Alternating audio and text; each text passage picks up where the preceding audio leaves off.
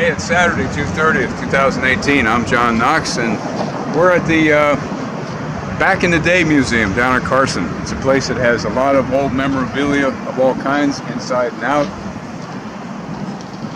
The 1950s. I was born in 1950. Everyone remembers the 50s as the golden era, the beautiful times. Times were simpler. Things were much easier to understand. And it wasn't a time that you had to worry about GMOs, you had to worry about water fluoridation, you had to worry about 5G, 4G, 3G, cell phones, wireless Wi-Fi. You didn't have to worry about vaccinations because you were just told they were safe and effective and we didn't know any better.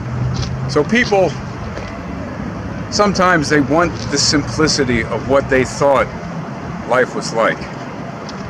And I would say that only because of the internet, only because of videos like this, are people starting to understand that life was never that simple, that the power structure has always been in place, just harder to see.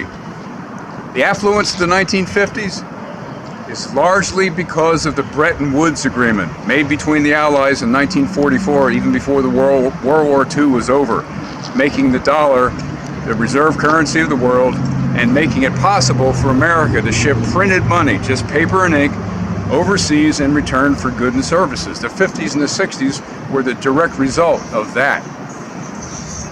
When the paper and ink was brought back to America by the people that had accepted it under Bretton Woods in the late 60s and early 70s, all of a sudden America said, you know, we can't find that gold that we said was backing this currency, and Nixon was told to close the gold window.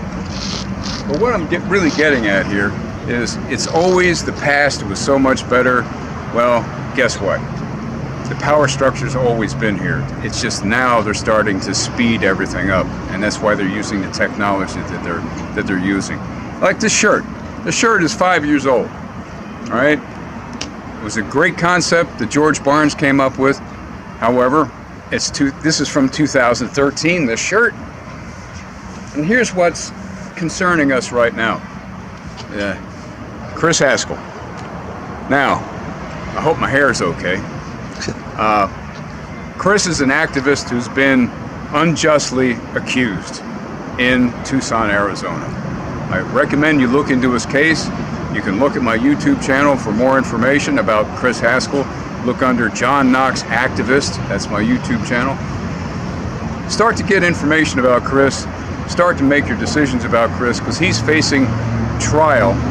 It's now September 18th on 6 counts of simulated terrorism, which is a total fabrication done by the power structure to get him off the street.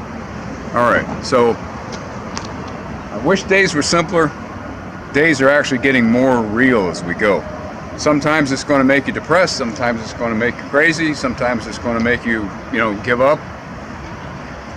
We all get through that. We all go through that, and we'll get through it by being team members with each other. And that's why Dawn for Us is being formed right now. A website that Jamie Lee, Deborah Tavares, Rob Rubin, and myself are working on to be a one-stop shop website for activists who need current information, and they need a community and also information on how to heal themselves and how to handle what we're dealing with. Okay, so it's Saturday, June 30th, 2018. I'm John Knox at Back in the Day, and for me, my common sense